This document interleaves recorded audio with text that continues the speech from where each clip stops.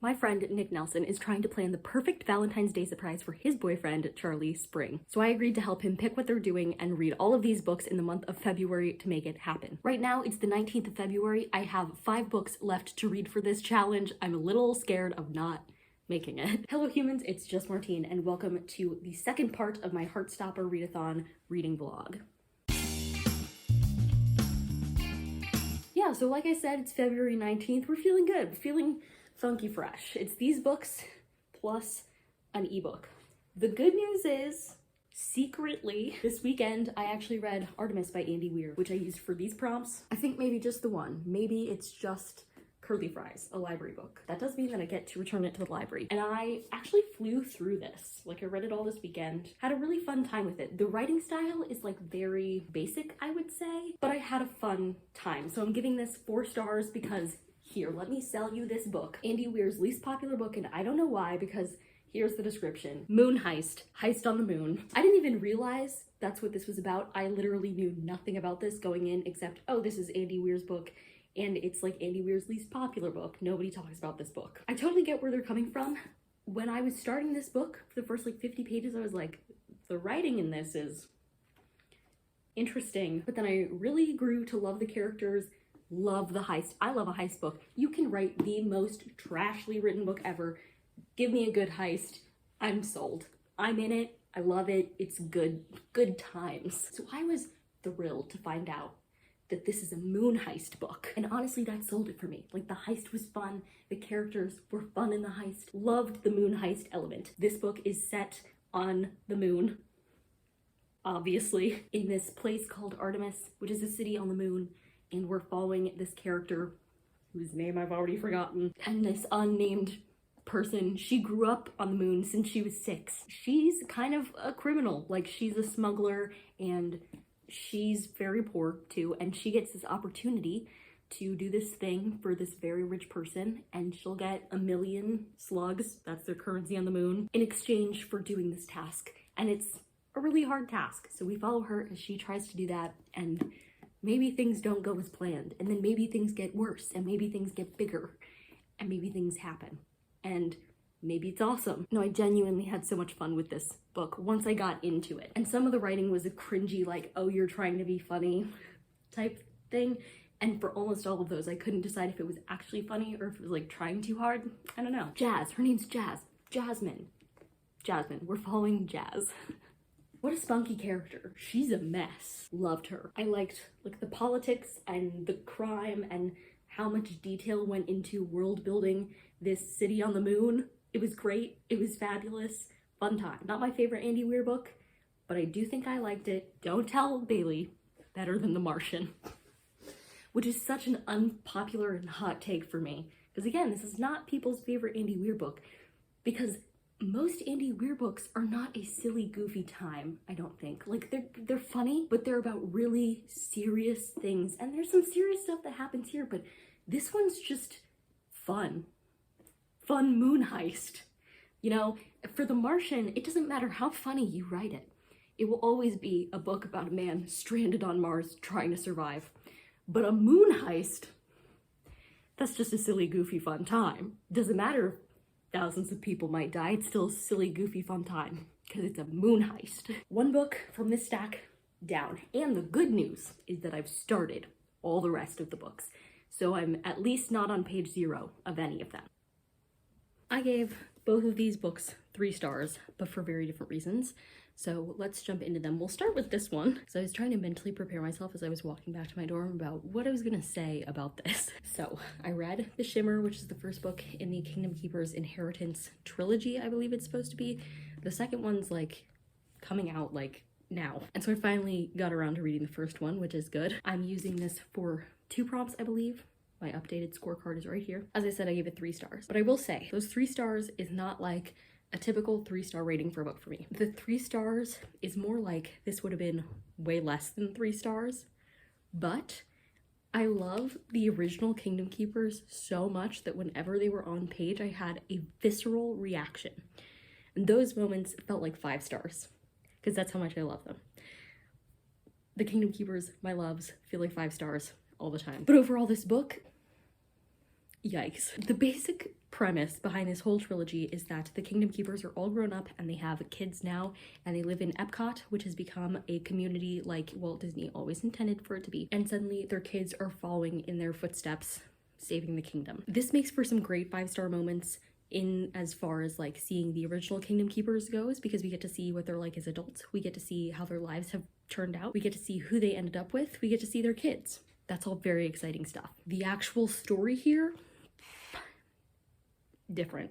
I do think the biggest problem with this book, I had lots of problems with this book, but I think the biggest logical problem with this book is that the children of the original Kingdom Keepers did not know that their parents were Kingdom Keepers. Here's why that's a problem. In the original series, the original cast of Kingdom Keepers are technically holographic hosts at Disney World, and so they are celebrities in their own right. People recognize them on the street because their likeness is being used in the Disney parks. As they continue their journey of being Kingdom Keepers and saving the kingdom, there are rumors around that they're doing this, and that is why they're being called the Kingdom Keepers.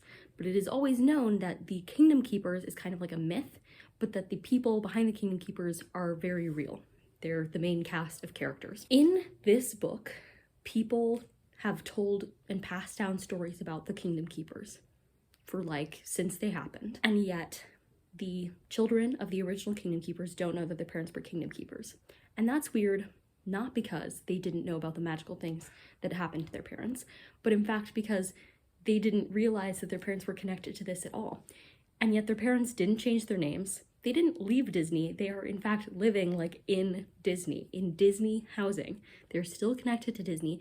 They're very well looked after in the company. They're like revered in the company. To go from celebrities with name recognition to keep those names and for your children to not know that you were the Kingdom Keepers when like it was your name. They used your name. They were like, these are the Kingdom Keepers.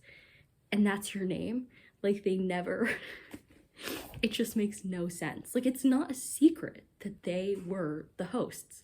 They were fully celebrities and the kids like had no idea. And that was so silly to me. That made no sense. Again, the plot of this, I didn't really care about. The magic in it was weird. I feel like every spin-off series in the Kingdom Keepers grabs a new weird piece of magic into the world, and that's really hard because one of the great things about the original series is that it feels like it could happen. Like there's magic, but you feel like it could happen. And we just get further and further away from that as the series both continues and then also goes to spin-off series after the original series ended after the 7th book. So yeah, I only felt like meh about this, but I loved seeing the Kingdom Keepers growing up. I loved seeing their kids. That's what reading this series is about for me. It's not about the plot. It's not about the logic. It's about seeing them and their happy lives. And I did love that. So 3 stars overall. And I also gave 3 stars to this book that is now more duct tape than book. There's duct tape here, here, here, here. It was actively very much falling apart as I read it. As you can see, it's like not fully connected anymore. At points, I was just holding a chunk of the book. And this is Introductory Psychology Through Science Fiction. I really loved the idea behind this, especially loved the introduction when they were talking about the power of literature to examine psychology and to be a complement to the scientific study of psychology. Loved that. The actual stories in it, some were only okay. And also, this is a pretty old book now.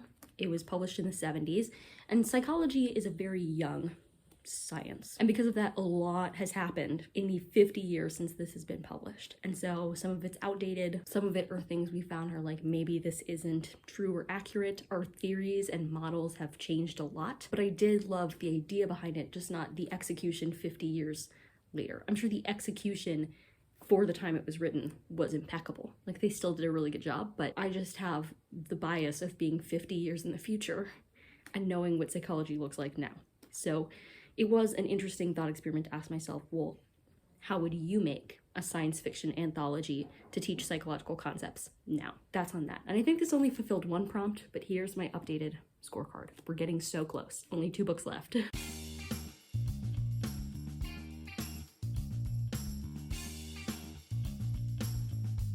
Good morning. It's February like 26th, and I have 2 more books left to finish for this. I'm making progress. I was about to say good progress, but one of them I'm like just making progress on. I'm making progress on both of them. So I have Daisy's Run, which is an ebook, and that I only have like an hour and a half left of, I want to say. I'm also reading The Grandmother Plot, and I'm like just 100 pages into that, but it's not a very long one. Like, it's under 300 pages. So it's a Monday morning. Harris is at work. I would like to get some serious reading done. I'd at least like to finish Daisy's run today, if not this as well. So we're gonna see what I can do, but I do think I'm going to have live reading sprints this morning to try and like help me through it. That's where I'm at. Nick, I know I only have a few more days, but I promise I'm gonna get you everything you need. I just finished reading Daisy's run on sprints and also got to only an hour left of the grandmother plot. So I just finished reading Daisy's run and I'm giving that 3 stars. It fulfilled these prompts. I think it was just for homemade cookies. I'm not sure it was for anything else, but regardless, cookies made. It was fun, but it wasn't anything really special. Basically, in this one, we're following this crew of this spaceship and they're headed back to Earth, and they had been in cryogenic sleep, but they get woken up suddenly and early because there is a fire on the ship. So the AI detects a fire and it's like, I need crew members to come put this out. So it wakes them all up. Our primary character is Daisy, and she is one of the like tech mechanical people on the ship, and that's good because after the fire there's lots of like technical stuff that's wrong with the ship, and then things keep popping up, and we kind of follow their journey together and see what happens. There was a crazy like plot twist that I'm not sure if I liked it, but I can see how it sets up for an interesting rest of the series. Not that I have any of the other books in the series. Like, I can see where it's trying to go, you know? So I just have this one book left, and not even a lot of it. Just about an hour of reading left of it before I'll have finished making this whole Valentine's Day bonanza happen. So I'm kind of hoping to finish this afternoon, but I'll keep you updated. I did it. I read every single prompt for the Heartstopper Readathon round 3 because I just finished reading The Grandmother Plot by Caroline B. Cooney, which I'm giving 3.5 stars. My final graphic looks like this.